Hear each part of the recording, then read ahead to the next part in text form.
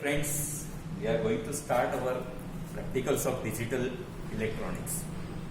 As we know, it is the pandemic situation.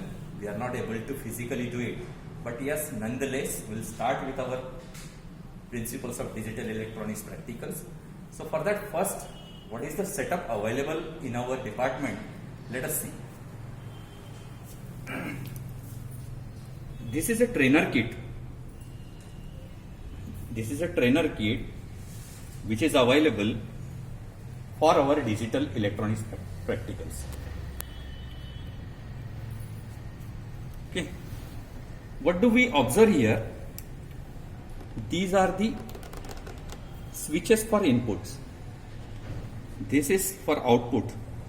This is some variable input voltage which is ranging from 0 to plus 15 volt. This is another 0 to minus 15. This is a reference ground, and here fixed 5 volt is there, and these ground pins are there.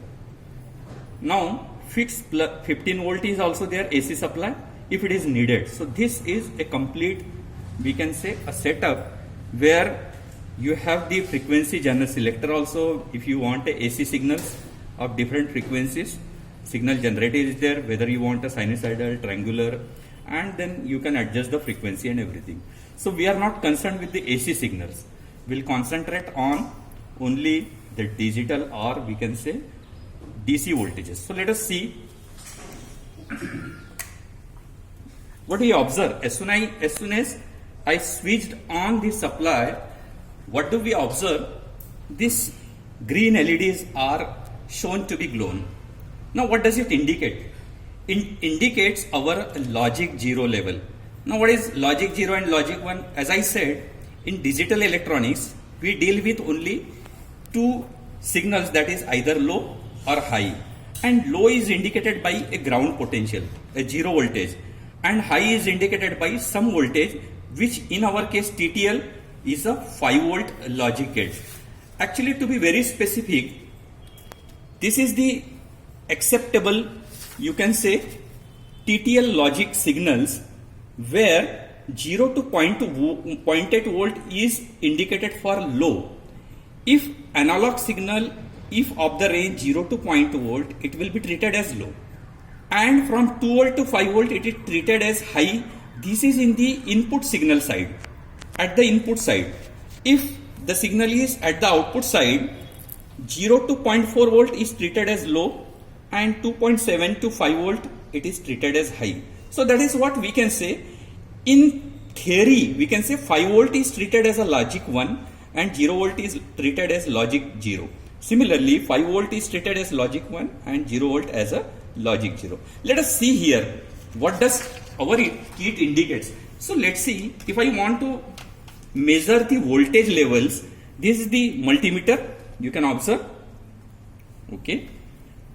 And I'm just trying to see what is the voltage level available. So this is the pin, reference pin I am connecting to ground. It is connected to ground, and now I am trying to see what is the voltage. So you may be witnessing this is 0.5 millivolt, means it is a logical 0. As soon as I switch it on, the LED color is changed, and now the voltage it is showing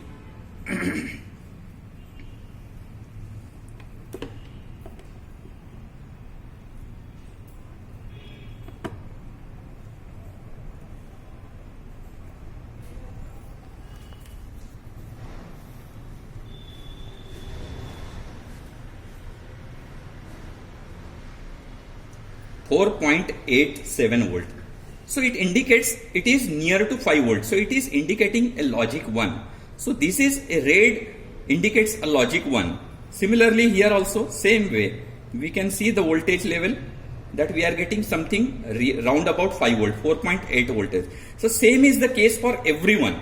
If I want to see that this input I have connected directly to this output, so we can see the logic level is changed. At any output, these are the different outputs I have connected here. If I make it a logical 0, it will be indicated by off. If I make it a 1, it will be indicated by this one.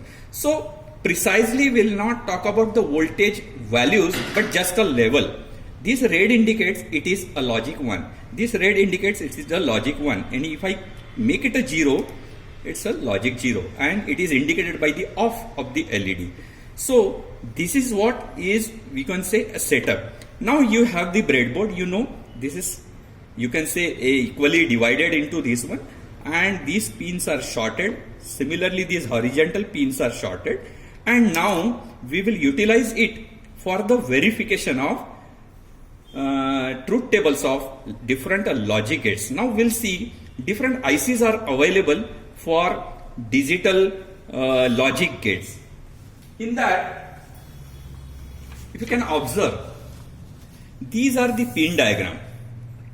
This what is a pin diagram for different ICs. So we will study 7404 hex inverter.